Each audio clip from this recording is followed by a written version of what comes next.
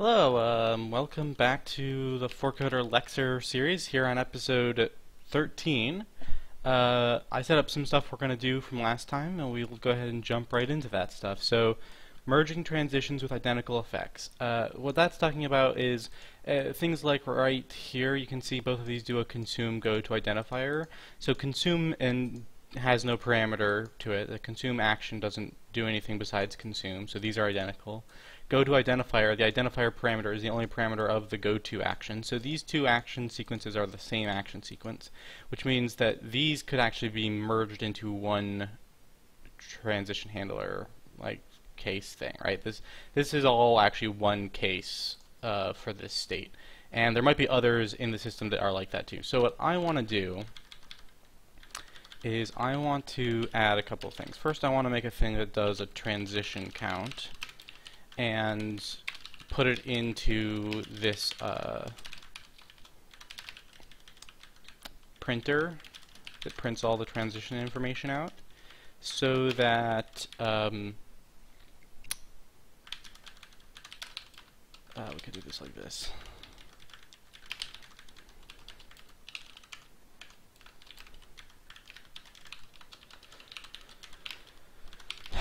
So that we can see how many transitions we have in the whole system and determine if we're making good progress on simplifying them. Alright, so we have 240 transitions in the system after all of the simplifications get applied here.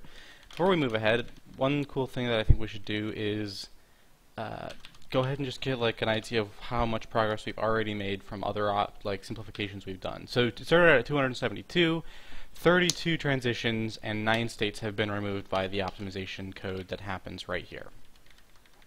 Right? So that's pretty cool.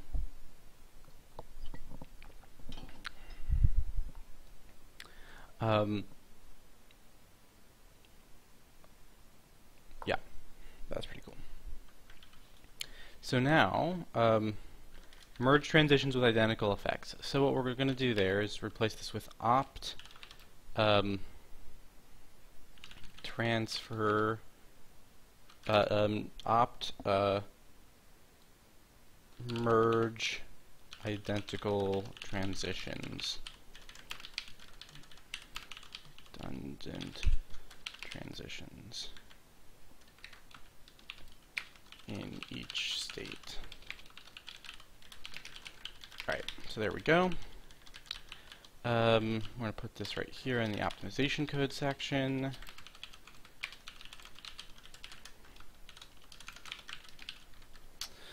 Okay, so the way this works, let's come over here. We want a state loop. I have these just sitting around all over the place now, so we're going to want a state loop. For each state, we're going to do basically work that is independent to just that work, and then we're going to loop through all the transitions in that state. And so now what we want to do is decide how we want to organize this. So we're visiting each transition, and what we basically want to do is for each transition we visit, see if it has any duplicates.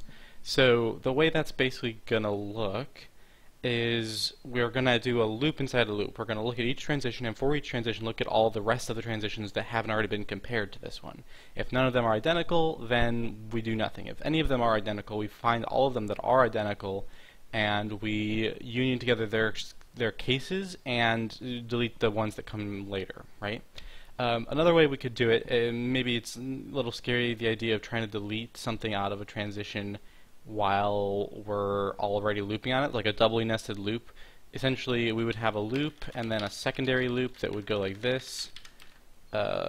Compare transition, which starts at the next transition after the one we're on, and as it's going it has to identify a list of transitions that are identical, so it will probably actually be moving those out of the list as it goes.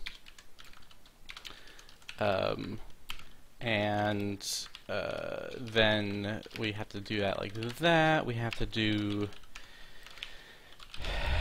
a list of transitions, and this list is the list of transitions which are identical to the one we already have. Do some check here, and out the other side, and removing it from the list that it's in as we go, and then at the other side, we have to not only repair the list that we're iterating here as we go, but also build a secondary list which we then use to modify this, and then hopefully that next pointer works. That's like a lot of details that are kind of like, ooh, you know, a lot of chances to, there's a lot of chances there to, we have something like 2 lists in flight with 3 different iteration patterns, one of which is 2 of which are nested inside of an outer one. It's, you know, it's intricate. So I want to think about if there's any better way to organize this loop that will reduce the chances of making a mistake in terms of like removing things in the right order. So one way we could look at it is for each transition we just look ahead to find one more transition that is identical and then merge it in and then do that again. Now that would increase the running time.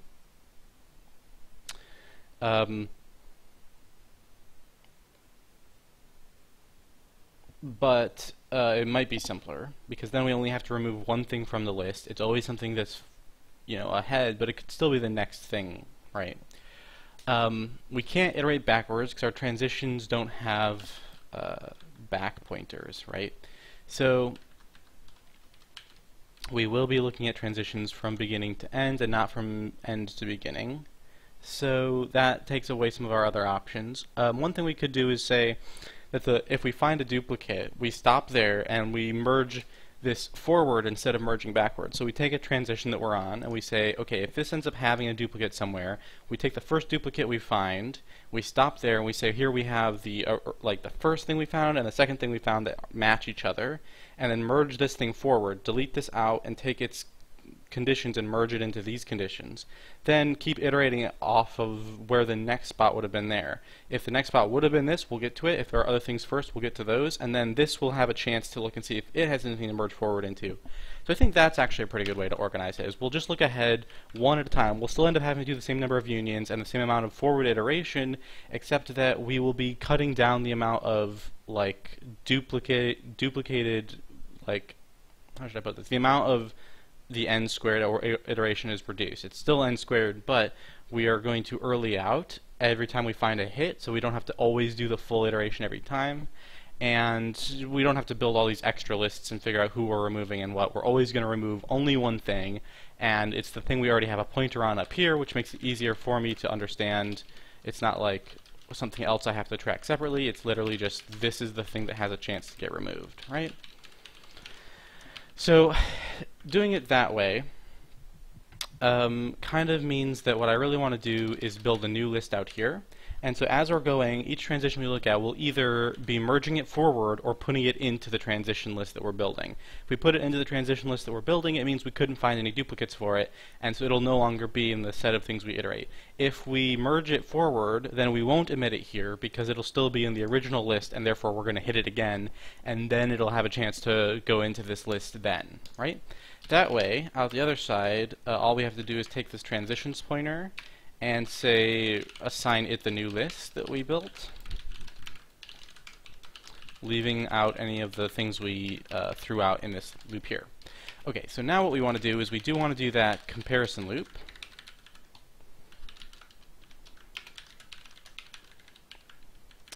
This doesn't need to be guarded like that. And we want to say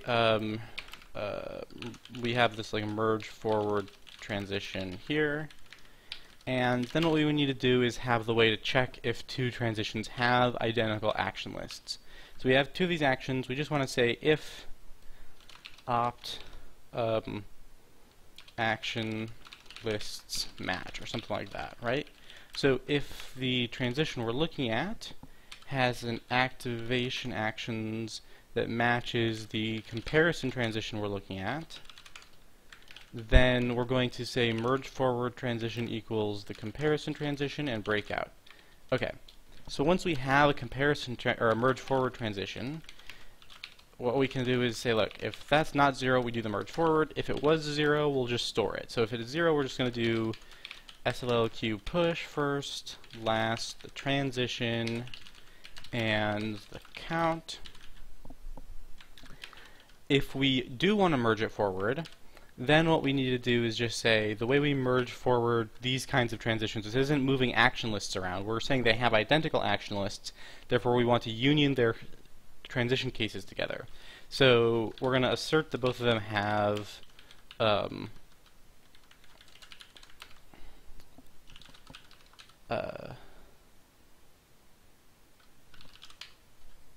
condition sets as their transition case and not something specialized.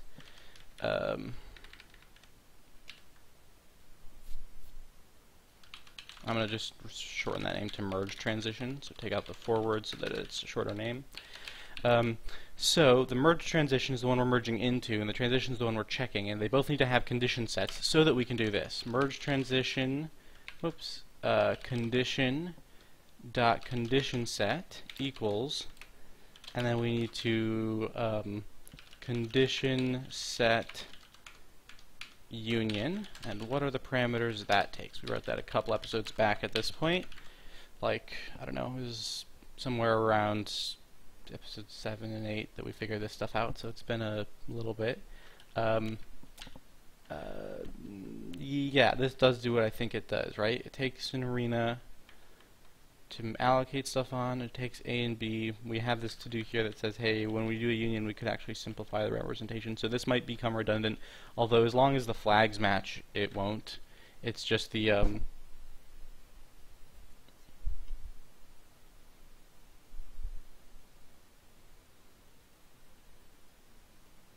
oh, it still will. Yeah, we'll end up with two nodes that have the same flags.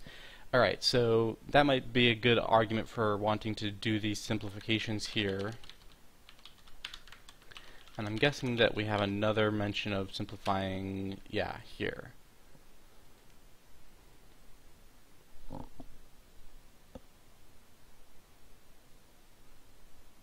Okay, so what's happening is basically this simplification has to do with how flag pins work, and there's ways that flag pins could be simplified.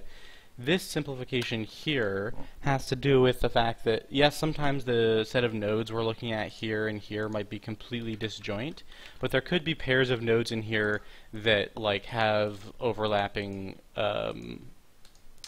dimensions where they are exactly in agreement about their set, in which case we can simplify things by saying, hey, we don't need two separate nodes that both have the same flag field, because our input sets can just be unioned together directly, or we don't need two different nodes with the same input field because our flag sets can just be unioned together directly. Right? So there might be times when we fully need two separate rectangular nodes that are like this section and this section that have nothing in common. But there will also be a lot of cases where it's like, hey, when we did this union, what we really did is we took a rectangle and we took another rectangle and they're like side by side now, and that we only need one node to represent that.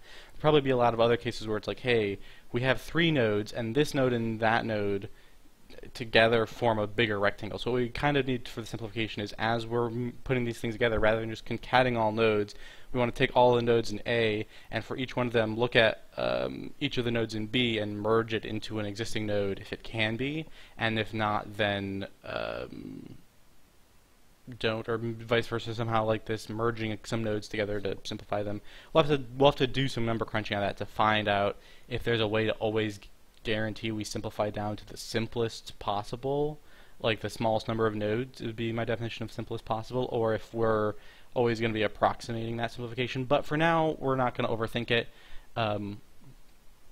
We just want to encode the concept, and we'll put the optimization in behind the concept if and when it becomes relevant. For now, we just need to give it the arena. We need to give it the two condition sets of interest.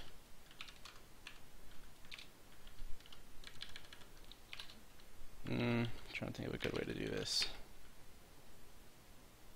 Problem is these are such long names. Yeah,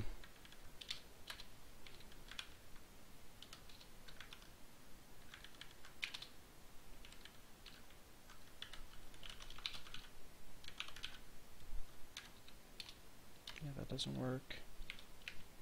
It's not great. Definitely not great. The indentation logic here is pretty bad. I don't like it being off by 4 like that. but I've never gone around to fixing that in this version of 4coder. So, so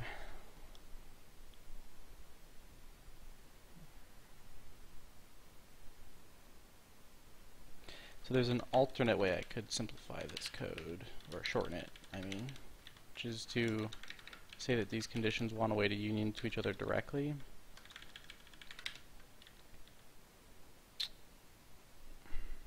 It's stupid. Okay, we'll go with that. Okay.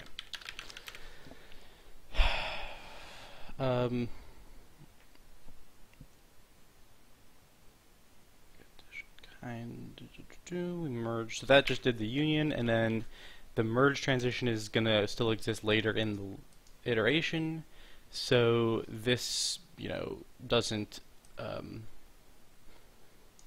get output this transition into the list, but the transitions condition handlers have been adopted by this merge transition, which is still in the list, and if it doesn't have any duplicates later, then we'll find it eventually and put it in here. Okay.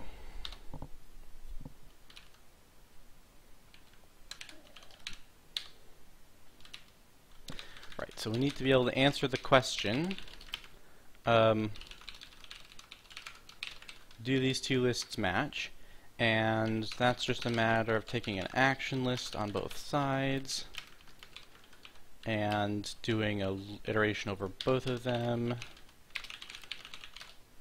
Come on, come on.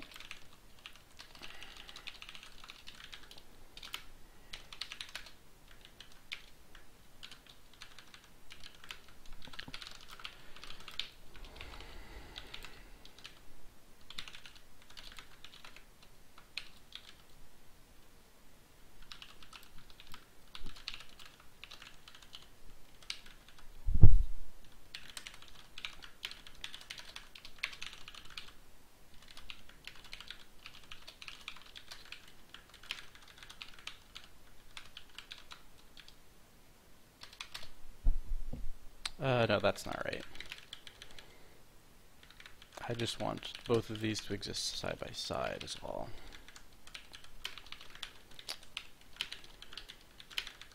Not nested.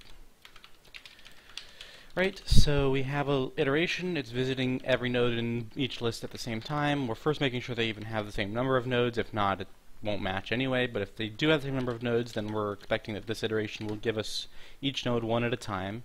Then what we want to do is see if any of these things don't match. So if node A kind does not equal node B kind, then these do not match, and we can break. Assuming we get this far down, they must still match, so we want to switch on what type they have so we can, what kind they have so we can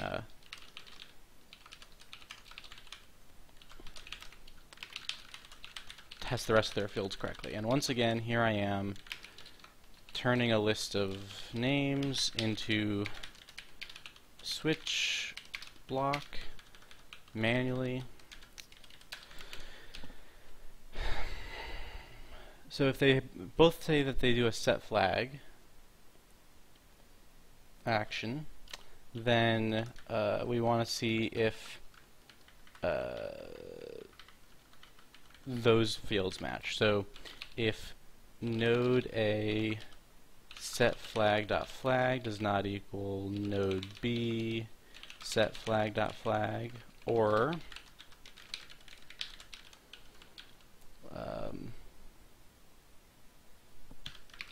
value does not equal value, then the result is false, and we can, now we have a problem, which is that we can't break out of the for loop from here, so I'll just use a variable. You know what, I'll do this the good way.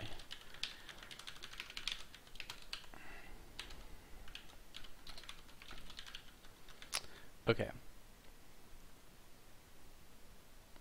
So that's how we do that. If there are mark first, mark one pass last, or consume, those have no parameters, so they will always agree. Now if they have an emit rule, we have a problem, because the emit rule is non-trivial itself and would involve fully checking all of its members to see if they're the same emit rule, essentially. We could do that. For the time being, I'm going to say I don't expect that to really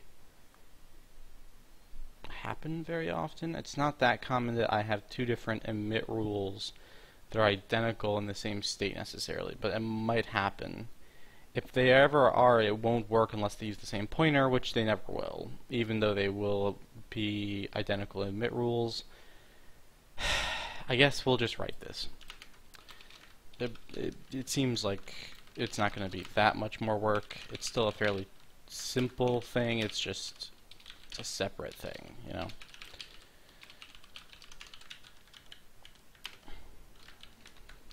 So now we're going to check if two emit rules match by taking the node A emit rule and the node B emit rule, comparing those. So, two emit rules, how do we tell if they match? Well,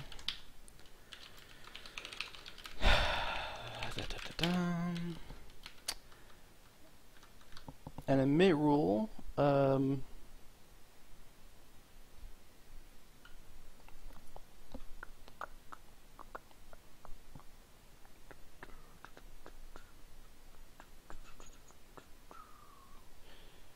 Lexeme check. Okay, so first of all, we check to see if they have the same Lexeme check. So if rule A flag does not equal rule B flag, then they don't match, and we break. And by break, what I guess I mean is go to end.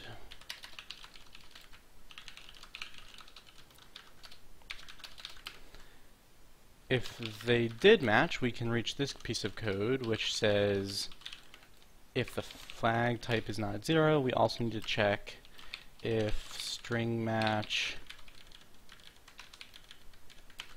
rule A Lexeme check. Come on. Rule B Lexeme check. So if these do not match, then they're not a match. Again, don't have that. Or if these do not match. Oh, that's Lexeme check dot Lexeme check. Lame. Didn't realize I had that in the system somewhere. Gross. Okay, anyway, Lexeme check. Lexeme check. Oh. Lexeme check. Lexeme check. Or if Lexeme check value does not equal rule B, Lexeme check value. Right? So we check to see if the strings match and the Lexeme value check if the Lexeme check values match. If any mismatches happen there, we don't have a match. Then finally we go, okay, if we get this far, if rule A count does not equal rule B count, then the result equals false. Go to end. Okay, finally, if we've gotten that far, we can finally say, iterate their emit rules, each of them. So, rule A equals, oh, I guess I can't do that. These are not rules, these are handlers. Iterate the handlers of rule A. Iterate the handlers of rule B.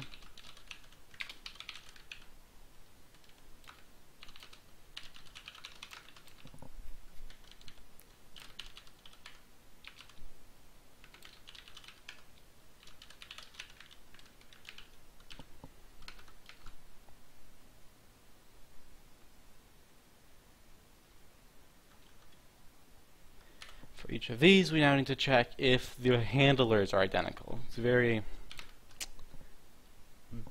constantly squirming into more and more details we need to work through. So, how do we check if their handlers are identical? Well, first of all, if handler A kind does not equal handler B kind, they're not a match.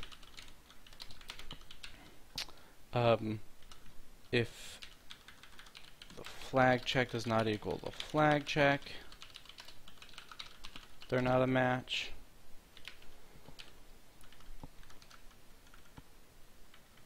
Now, depending on what kind we have, we finally need to say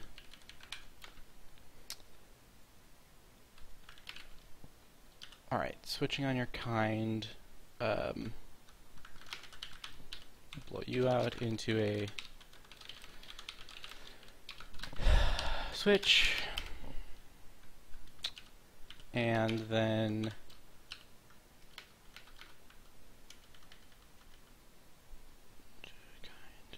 direct keywords.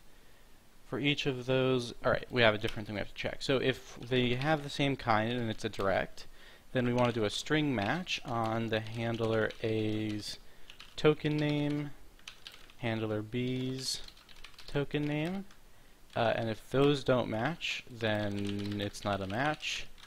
In this case, what we want to do is see if they have the same keyword pointer, and that we can just do a pointer-to-pointer direct comparison, because we're not going to try to dedupe the contents of keyword tables. They're, two identical keyword tables ought not to exist in your system, because then you're defining the same thing twice for some reason, right?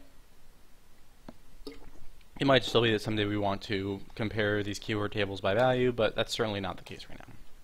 But more likely what we would do is we would dedupe the keyword tables anyway, even if they had the same, even if they originally were separate pointers, if we would probably do a pass to dedupe identical keyword tables rather than change this piece of code, so this is good. So yeah, this is called flag check.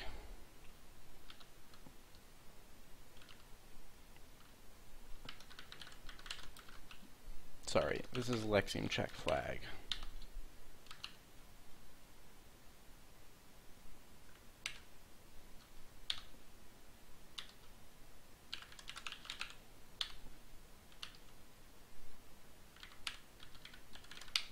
Merge transition. Uh-oh, we're gonna get a crash. Alright, let's find out what I did wrong.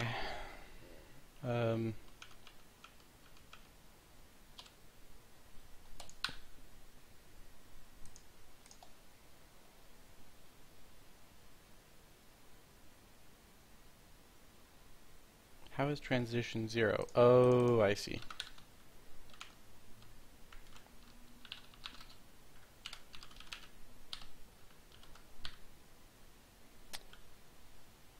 Wow, okay. That's a little bit too aggressive.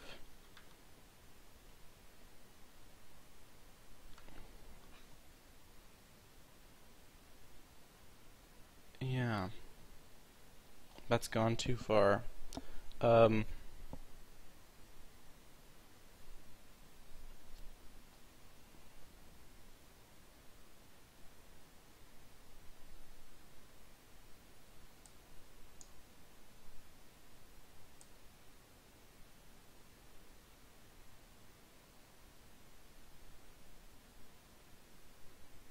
Yeah, this didn't quite work.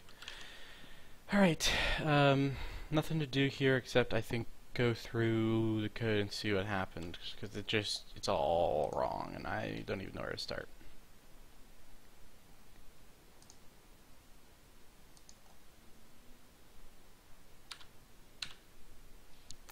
Okay.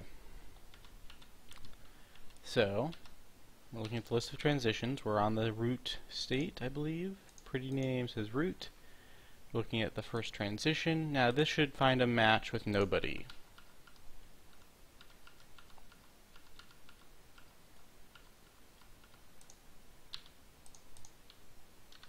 And it didn't. Good. This should find a match with the very next thing in the list. It did. And now we're going to find out how a merge goes down. So, in order to do the merge, we say, first of all, this down here looks like, yeah, so we only have first, last, and count only show one thing in it so far. Now both of these are condition sets, so we're going to take their union. They both have nodes, so it's going to copy each of them. Last, next, you'll speed up first.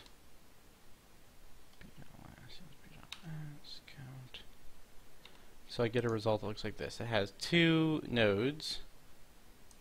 One that looks like this has 50 inputs, and one that looks like this has 128 inputs. That's exactly what I expected. So we've merged that one forward. We did not bother to put the original one back on the list, so we have one less transition on the list now. Next we iterate forward one, and the thing we're looking at now should be the one with the merged transition set. Yeah, it is. So now it's going to look ahead. I'm not sure if it's going to find one or not. I don't think it should, but it thought it did. So who did it merge with just now?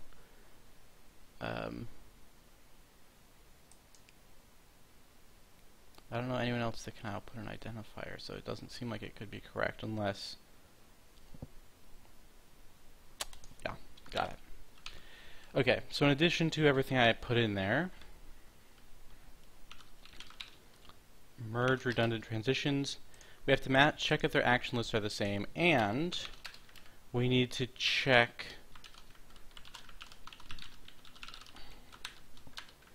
if their destination states are the same.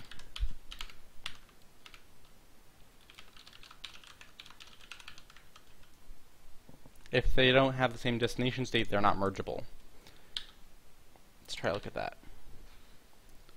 Alright, so that did not reduce any states out, but we did get rid of a couple of transitions. And I think if we look here, okay, so the thing that tries to print out series, like sets with multiple nodes, is busted. So we need to fix the printer for that a little bit. And of course, this 50 and 128 should just merge into a 178 when we do the union, which they're not doing. But you know, down here, for instance, we can see there are two different cases that are actually non-mergeable, right? Any of these 21 characters given any flag state, or this particular character given this flag pin, goes to root, or goes to an operations root thing. On the other hand, if that flag is 1, it does something different, so that didn't merge, right, in there, because this does not match with this. See other places. Yeah, here we can see another merge in the identifier handler.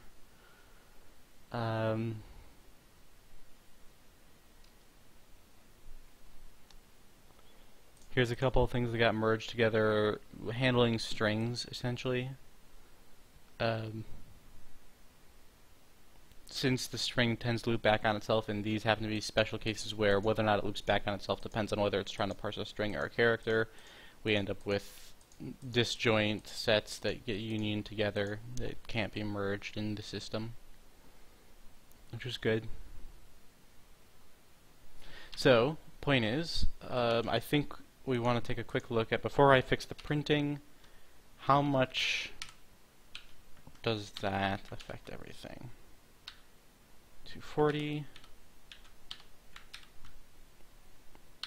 234. So that got rid of 6 transitions total, and if we can simplify the merge for the transitions, the union a little bit, it'll even simplify, we'll have simpler sets a little bit, and it will make the next thing we want to do, a simple peak optimization, slightly more, I think slightly more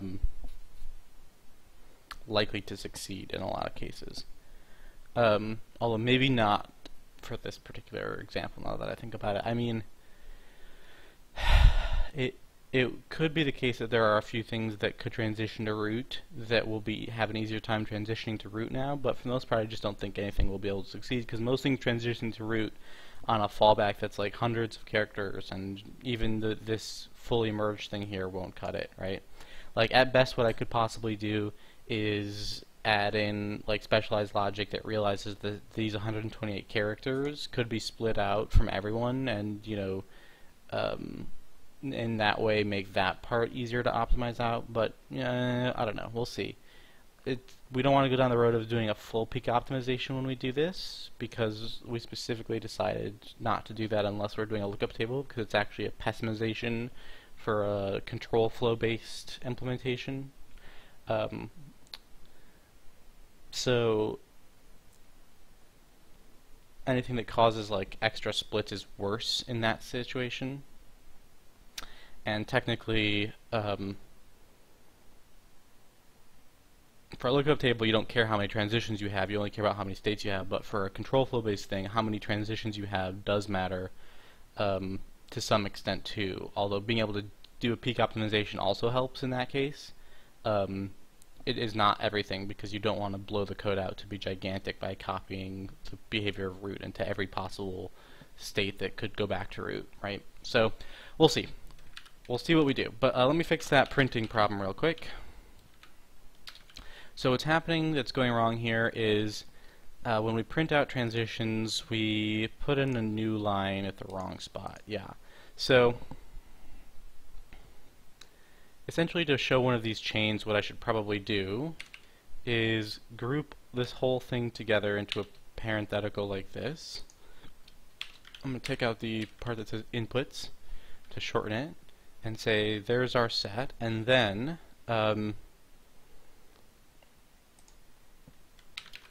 this part will happen after all of that has happened, right?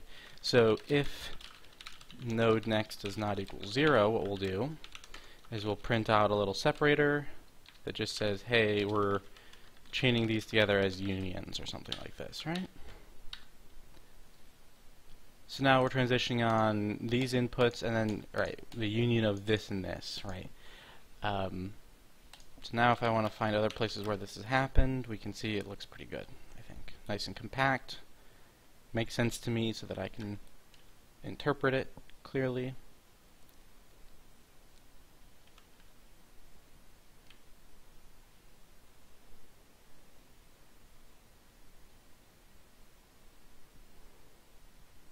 It's a little unfortunate that the lines might start getting kind of long, but yeah, I'm not sure that I want to try to do anything about that, because that would involve figuring out the indentation situation with transition on right here, right? And I mean, I guess I could say just always put in a tab. Yeah, let's try it. I think we can do it. So if we're going to do a separator, we're going to do a new line followed by a tab followed by the number of spaces in the word transition on. So how I want to do that is put in a thing there that goes like that, and then we want to put the union right there. Okay? So now how do I do that part? Well, I'm going to need a long bunch of spaces just to make sure I'm getting it, and then I want the size of, and then we have that literal up here, right? So I'll just pull that out real quick. So transition on is going to get pulled out into this, and then what we'll do is say, actually, why don't we do this as a macro, because that'll make it even better. Because with it being a macro, I don't even have to runtime concatenate it. I can compile time concatenate that in there, and then I can get the size of it right here, right?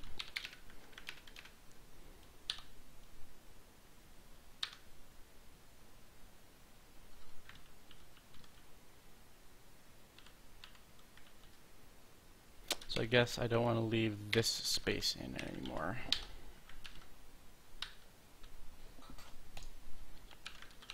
And then the union needs a space before it. Cool. Yeah, alright, that's good. That's good.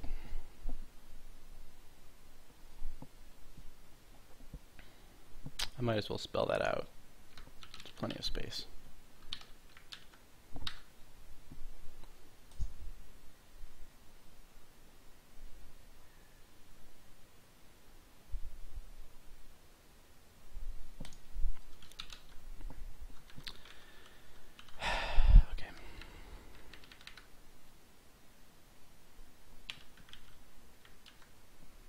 think that's how I get what I want.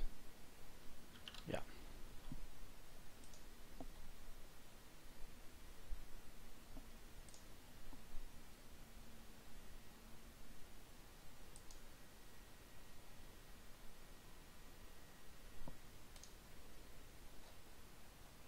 So I only do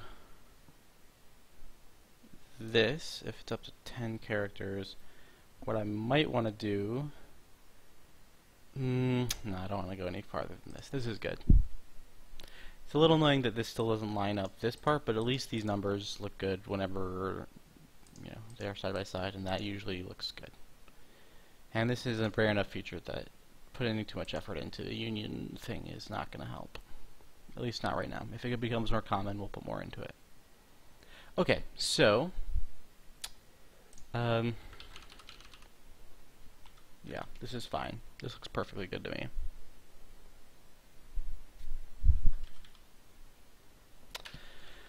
Okay, so the next big thing we want to do is do that lightweight peak optimization. Now, how does a quote-unquote lightweight peak optimization work? So the idea is going to be, if we look for a case of this, let me think of where this might happen. Here's a perfectly good example right here. So right here, we are saying transition on, and there's one particular character we're talking about. Now, I'm guessing this is probably...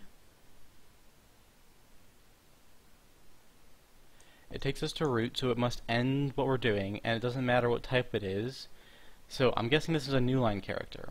Now you'll notice that it doesn't say that it wants to consume the new line character, but when it says go to root, it already knows that the root is going to see a new line character, and if we look at what the root does, when it sees a new line character, I'll betcha we'll see that, yeah, so here's where we go to whitespace, and here's where we go to whitespace with this and this. This is the one that's doing a new line character. It turns out that the transition we're doing has a case that only triggers in a situation where we could look ahead and see that this would always be the thing, right? The thing that triggers the transition back at the state we were in that didn't consume its input fully fits into the set of cases that are here. In fact, they're identical, but they don't have to be identical. It just has to be the case that anything that could have triggered that transition all fits into one single transition handler in the destination state. If that happens, then we pull this forward one, and then if it, but only if we didn't consume anything, right? So we can only apply this optimization to any handler that does not consume its input. Handlers that consume their input don't have knowledge about what the next character is, but handlers that don't consume their input have this advantage that they can be that gives us a chance to optimize them because they have unused knowledge about what the next state is going to see. They can look ahead, see what that state would do, and pull that into their own handler, right? Now it has to fully fit into one transition. Otherwise, if it was like, there were 10 possible cases that can trigger the thing from the previous state, and those 10 possible cases get split into 2 or 3 handlers here, we can't just pull one of them forward. We would have to split our transition handler into several different cases and pull each one forward separately. And we don't want to go that far. That would be a full action like peak optimizer, right? So that would be if we're using the lookup table version, then we wouldn't mind having as many transitions as it takes to completely remove all of the peaks in the system. But for a simple peak optimization, what we're just doing is saying, in simple situations, let's get rid of the extra layer of redundancy where we can do that basically for free, where free means not adding new transition handlers anywhere, only pulling forward actions. So we're going to do that right here, simple peak optimization. After a simple peak optimization,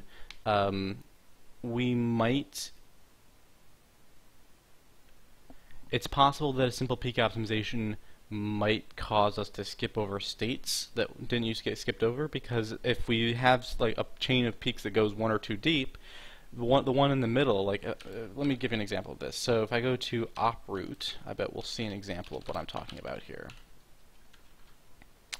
State oproot. So this is like an automatically generated one. No, this consumed its input. I think it's anyone who goes to oproot.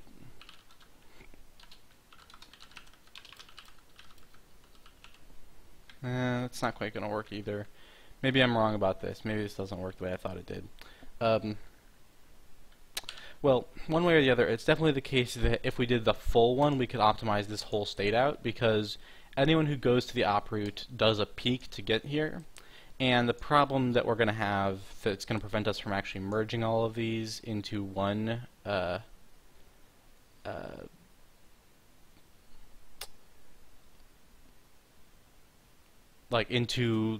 instead of not merging, but rather merging these all or pulling these all forward into the places that call op route, right?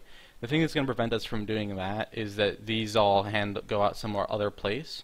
So there might be a separate thing that we want to do where we look for any place where there's only one usage of a transition that is a peak, right? So this is simple peak optimization, and the first part we're going to do is maybe like optimize peaks without creating transition splits, right? So that's like the first thing we're going to do. There's another kind of thing we could do to get op route to go away without having to go too crazy, which is if we look and say that, hey, everyone who ever goes to op route does it without consuming their input. That's a different sort of situation than saying, hey, why are we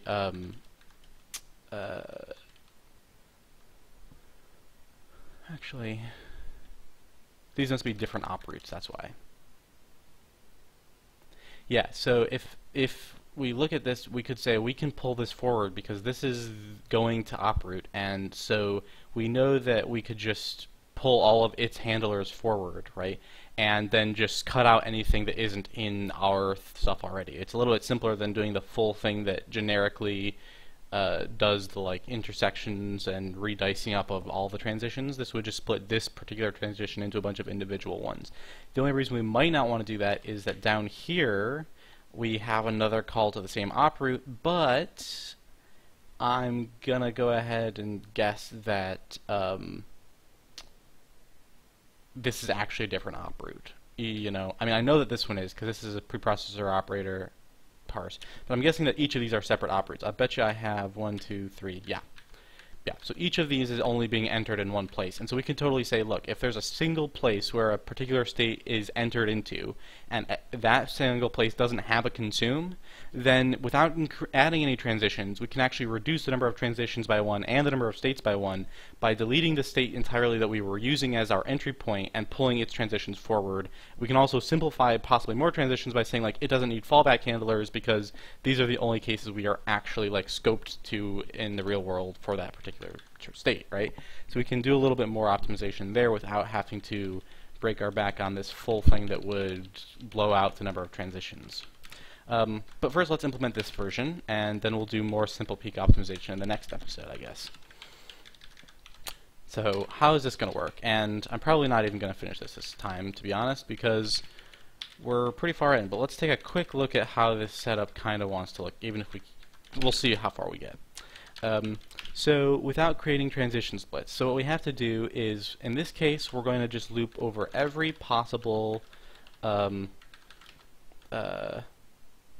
transition in the system.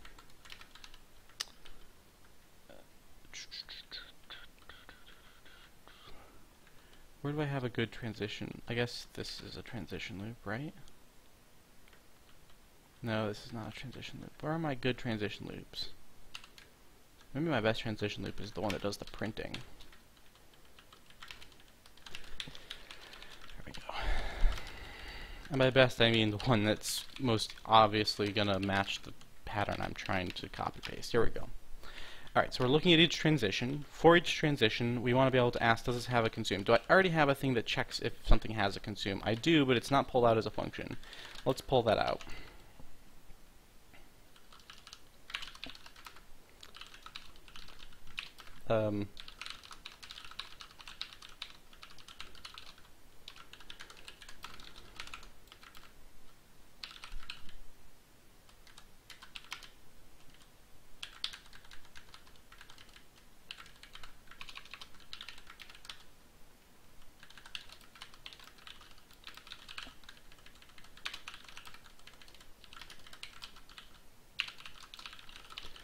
Go. So now instead of this we can do contains consume equals opt action list contains consume. Here's the action list in question. All of this is now irrelevant, and then if it does not contain a consume, do this, and we're saying here, oh, there's other things we could do, but right now we're doing this, and now we have this handy helper that can come in handy again by saying, look, if this action list contains consume,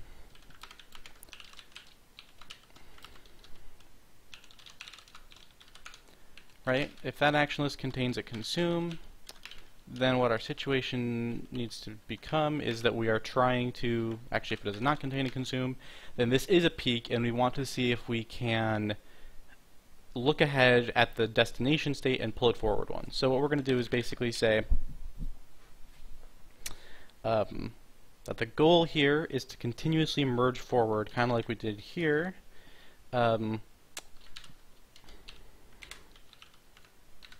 Continuously merge forward. The type checker will have the job of making sure we don't have any peak loops, so that can't infinite loop, because every time we are pulling forward, we're going to be at another state. If we ever got back to the original state and entered into an infinite loop somewhere, that would mean that there was a continuous peak loop where you could pull forward, not get a destination state, pull forward, not get a consume, I should say, right? Every time you pull forward, if you aren't getting a consume, you keep going, but if that ever became a cycle, there was a peak loop, which is not legal to begin with.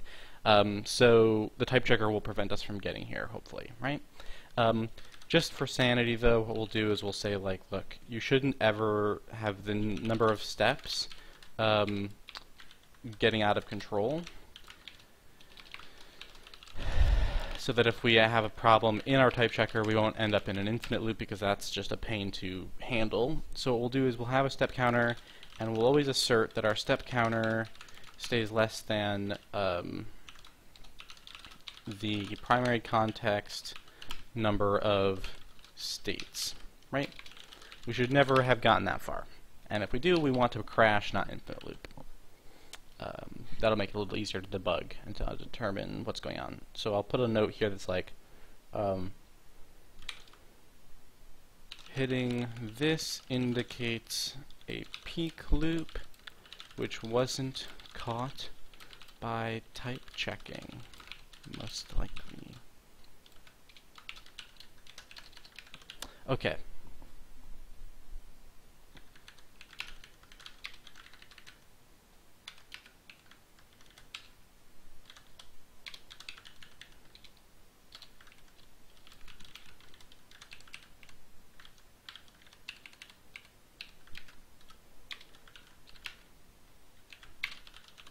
Okay. So, now what we want to do is look at our code for merge or pull behavior forward, right? So the idea is I'm a transition and I have some condition that triggers me, and I'm going to look at the destination state. And if my destination state has a transition whose case handler completely contains me, so is the intersection of me and that case handler is equivalent to me, right? I'm an equivalent set, then I'm going to pull that set forward, or that transition forward, and I guess to put it another way, if me minus that state, that condition is non-zero would be a better way to do it, because the union thing would be a little harder to check because our unions don't simplify, so there's no guarantee that the two unions look identical, even if they are, but there is guarantee that the subtraction looks zero if it is, right? I guess we wouldn't be doing a union, we'd be doing an intersection, but still, there's not necessarily a great guarantee that that'll be easy to check, but it's very easy to check if we get a zero set, an empty set back, right? So we'll do a subtraction, and if that subtraction is zero, then that means that that other set completely contains me. I'm a subset of it. Maybe not a proper subset, but at least a subset of it, which is all we need. And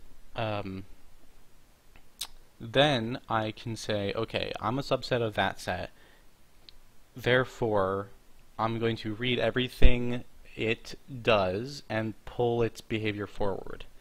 And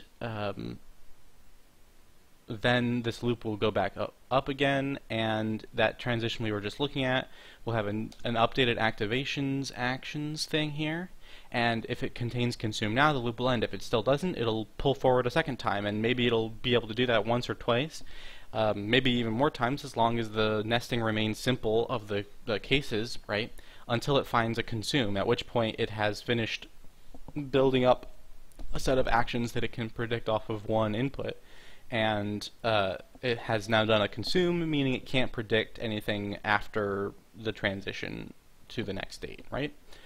Yeah,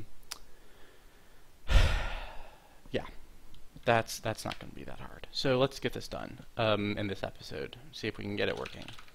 Dest state equals this transition dest state. I want to loop over the destination state's transitions, so this looks kind of like this part. I guess I should just copy paste this rather than writing it out by hand again. We're going to call these destination transitions and a destination transition, and what we're going to do is say if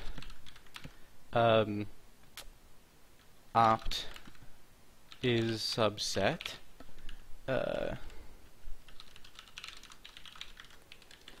and what we're going to do is pass down the arena so that we can have some scratch memory.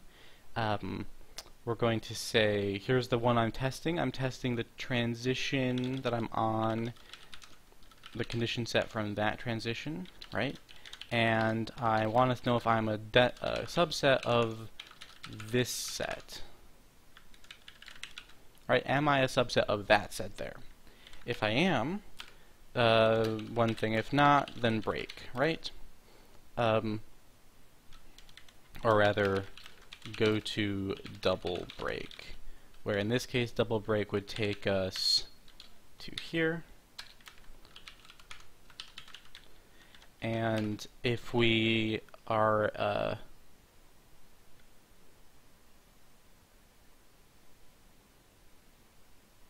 subset, then we're going to do the pull forward maneuver. So pulling behavior forward just looks like this. What do we need? We just need to know how to implement this subset thing. Okay, so checking if something's a subset is going to go like this. We have a scratch arena. We're not going to allocate permanent memory to this time. We have the condition set that's like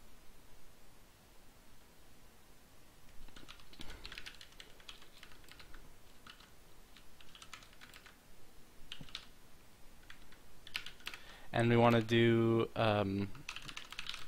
begin a temporary memory section so that we don't allocate any permanent memory. Right here, we're going to check if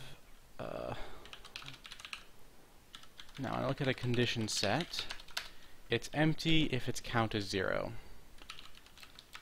So if the leftover is empty. Now, how do we make the leftover empty be true if and only if the subset is the sub is a subset of super, right? Or sub is a subset of sup.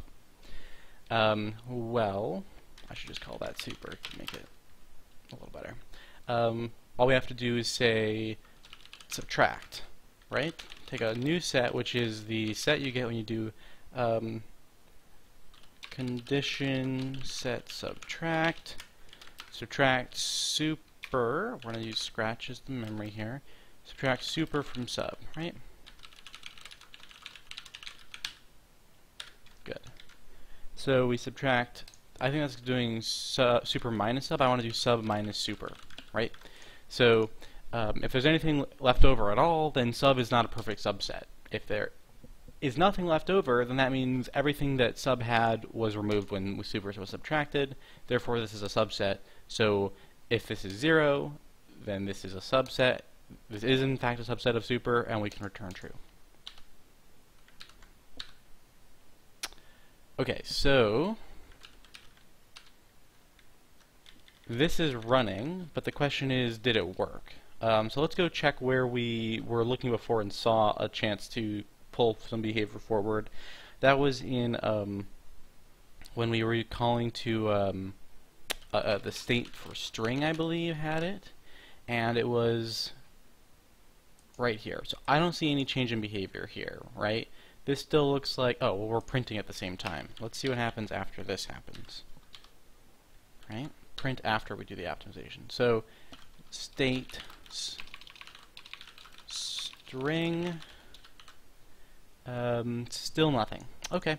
Well, we tried, but I think that's a good point to end for this episode. So next episode, we want to figure out why we're not getting this pull forward optimization the way we expected to, and then we will move on to we also want to see what happens after we do another round of simplifying transitions and states and stuff. But after that's working, we'll move on to maybe doing another round of seek optimizations in the next episode, and then I think we're getting pretty close to the point where we need to switch over to this stuff and figure out our favorite way to generate. So see you guys in the next episode. Bye.